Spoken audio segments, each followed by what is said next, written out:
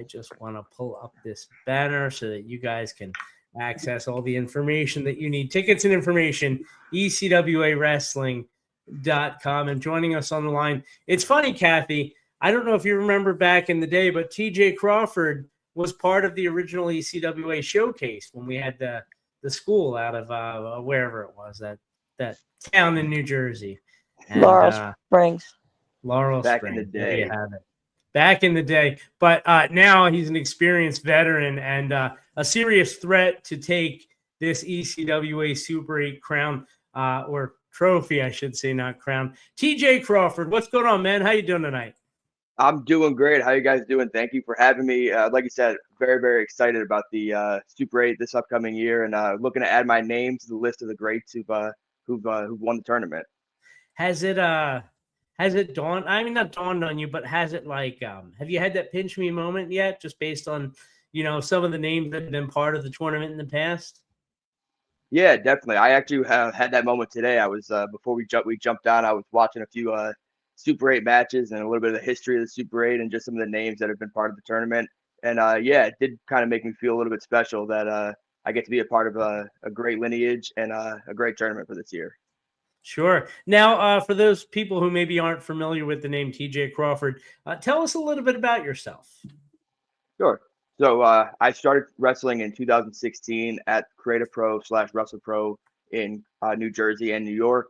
I was there for probably, I would say, about 4 or 5 years. I now live up in the New England area. I'm currently an assistant trainer at the Beyond Institute of Professional Wrestling.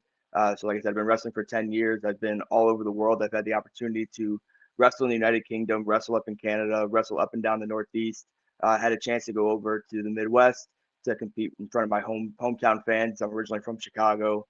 So yeah, I'm very, very excited to get rocking and rolling in this tournament. Put a silver bullet right through everybody's head. There you go. Now, you're actually kind of a rare animal for these kind of local tournaments because, like you said, you've wrestled all over. I mean, where is your favorite place to compete? Oh man, my favorite place to compete right now is probably going to be Wrestling Open up here in Massachusetts. Just because we do have the opportunity to work weekly, and right now we have opportunity to work twice a week on Mondays and Thursdays. So I think having the constant repetition and being in front of a similar crowd every single week is definitely been exciting and a fun journey for the last 3 or 4 years. Oh, pretty cool. How would you describe your style, your wrestling style? I would say I'm a little bit of a little technical, a little bit of a striker. I don't like to fly as much as some people like to think I do, but I'm definitely more of a striker. Okay, definitely hard hitting for sure. Now we have the full lineup available. Is there anybody in particular that you're kind of looking forward to locking horns with, maybe?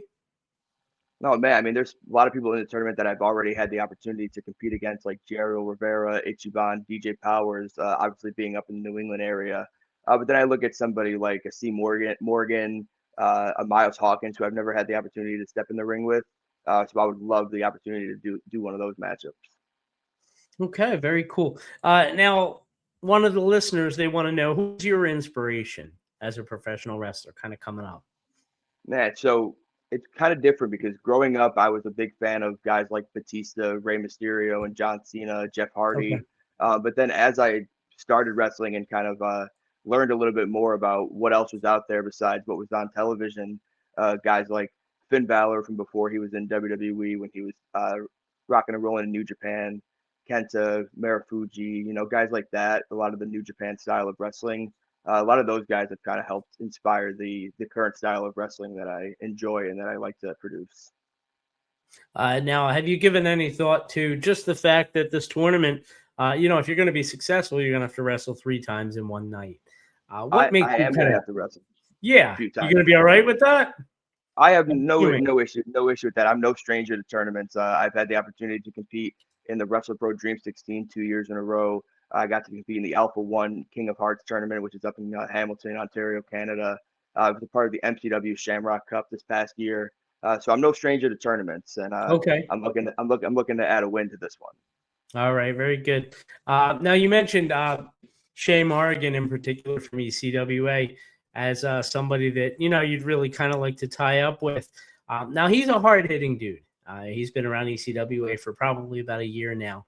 Um, how do you kind of prepare for an environment like that where like, you know, a match, just one match might like take a real physical toll on your body? Sure. I mean, I always try to go into every match with the mindset of if you're going to hit me hard, I'm just going to hit you harder. And I'm going to try to take that into every single match going through the tournament. And because I do plan on going all the way to the finals, to the four-way, and winning the entire thing. So if you hit me hard, I'm just going to hit you that much harder.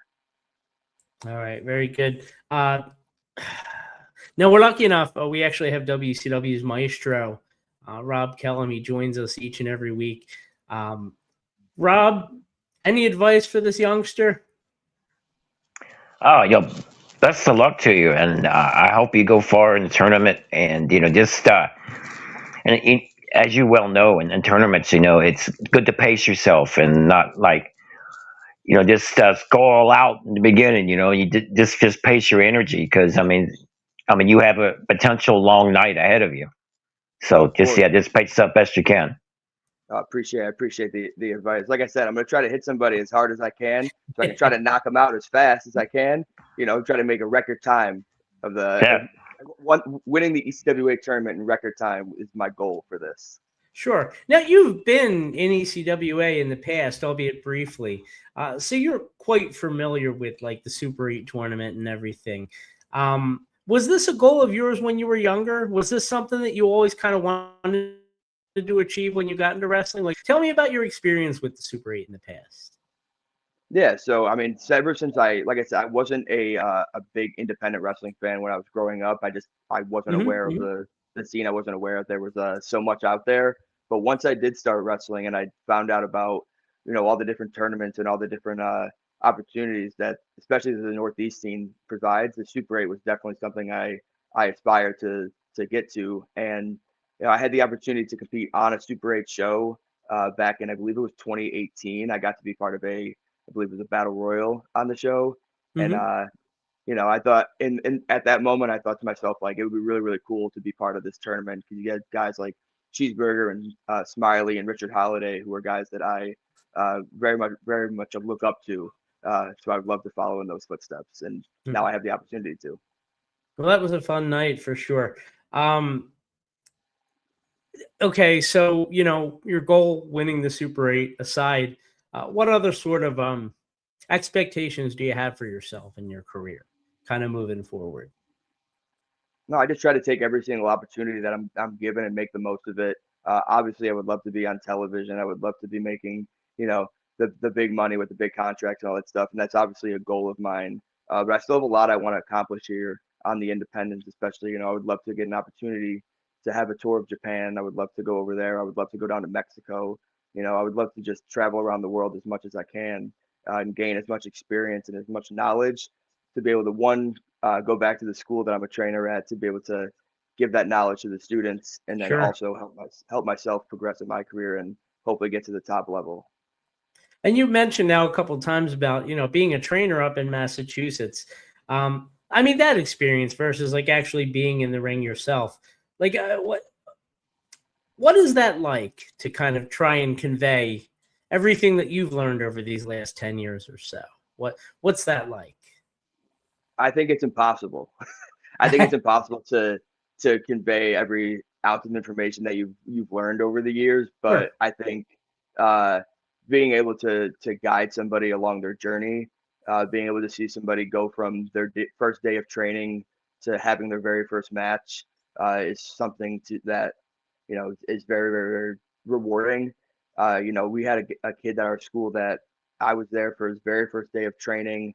I had the opportunity to be his very first match, and then he had the opportunity to go and have a WWE tryout, all within the span of a year and a half.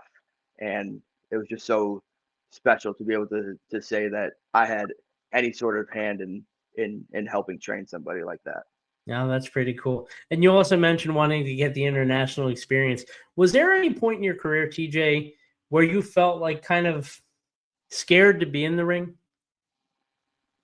Man, I'm not really sure because I felt very, very comfortable from the second I ever got into a ring. Okay. And the first time I ever remember getting into a wrestling ring was, funny enough, when I was in college. I was at Illinois State University. I was only there for a few months, but I was there, and I would say probably the last couple weeks that I was there, somebody that we had known was having a wrestling event in their backyard just randomly, and I was already had made this decision that I was going to leave college and start training.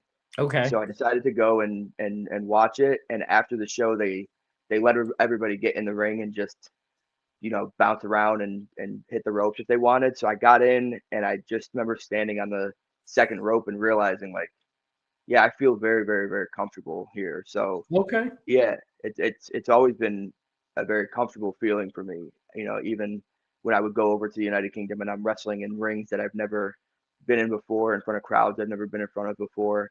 As long as I have 3 ropes and four corners, I'm comfortable. And that comfort, like, that's not something that comes naturally to most people, I don't think. Like, is that something that can be taught? Comfort? No, I don't think comfort is something that can be taught. I think Yeah. just being in the right environments is something that can help somebody who's maybe not so comfortable become comfortable. Having like having a good environment around you, having welcoming coaches, having like people who are trying to help you reach your goals instead of trying to tear you down or trying to step over you. I think having an environment like that and surrounding yourself with people like that can definitely help somebody gain more comfortability. It's interesting, So, I mean, as we head into this tournament, and we're now almost a month away, and I think a lot of people are really excited because the field, at least by appearances, it seems like it's totally even. It's just a lot of young, hungry guys that are just excited to get in there and showcase what they can do. And I think that's great. I think it's going to be a really amazing tournament. Any last words that you wanted to leave for the competitors, or maybe people that even are considering coming to the Super 8 March 14th? Man, if you're coming to the Super 8 on March 14th, I just want to let you know you are getting, better get ready for a show, because I am one of the most exciting professional wrestlers that you're ever going to see live. And I'm very, very excited to not only win this tournament, but do it in record time. So anybody that steps to me, you're going to have a silver bullet with your name written on it. And that's a big fact. I like it. I like it a lot. TJ, thank you so much for the time. Before we let you go, huge favor to ask, if that's okay. Of course. Get you to record what we call a bumper to play on the beginning of the show. Just tell Let's people do who you it. are, as only you can do it, and remind them that they're listening to In the Room. That way, when you are big and famous, we'll be able to play it all the time. You got it. Awesome. Yeah, whenever you're, I'll do a countdown. All right. Okay. 3, 2. What's going on, everybody? It is I, the most trusted man in professional wrestling, the Silver Sniper, TJ Crawford, and you're in the room. TJ, thank you so much for the time, man. It's great. Thank you so much for having me. I'm looking forward to March 14th in the Super 8 tournament. I'm looking forward to seeing everybody. It's going to be an amazing time. I'll see you there, man. There you have it. TJ Crawford, and he's going to bring the silver bullet, Kathy. What do you think about that? Boom! I don't know why I picked you for the silver bullet. Cool. You probably shoot back.